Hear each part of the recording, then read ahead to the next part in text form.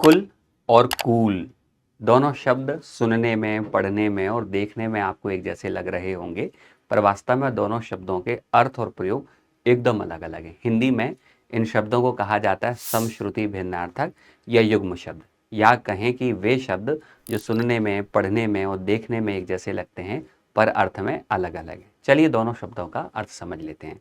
पहला शब्द तो हुआ कुल। आपने कई बार सुना होगा कुल शब्द के दो अर्थ यहाँ पर हिंदी भाषा में प्रयोग किए जाते हैं। पहला अर्थ तो वह है कि कुल का अर्थ हुआ वंश। आपने सुना भी होगा भगवान श्री राम इक्ष्वाकु कुल से संबंधित थे, तो कुल का पहला अर्थ क्या हुआ? वंश। वहीं दूसरी ओर कुल शब्द का प्रयोग हम टोटल यानी कि समस्त शब्द के रूप में भी करते हैं। आपने सुना भी होगा कुल कितने रुपए हुए, कुल कितने अंक प्राप्त हुए। तो कुल शब्द के दो अर्थ हुए, पहला वंश और दूसरा हुआ समस्त। वहीं दूसरी ओर जो दूसरा शब्द है वह है कूल। तो पर बड़े ऊ की मात्रा है। और कूल शब्द का प्रयोग अंग्रेजी भाषी लोग तो ठंडे के लिए, थोड़ा फंकी के लिए, इन दो संदर्भों में प्रयोग कर लेते हैं। लेकिन दोस्त यह हिंदी है।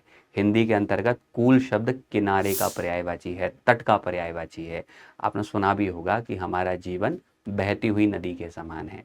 हमारे जीवन में दो प्रकार की परिस्थितियां आती हैं। जब परिस्थितियां हमारे फेवर में हैं, सब कुछ बेहतर चल रहा है, तब हम कहते हैं परिस्थितियां अनुकूल हैं, यानी कि किनारे लगाने वाली हैं।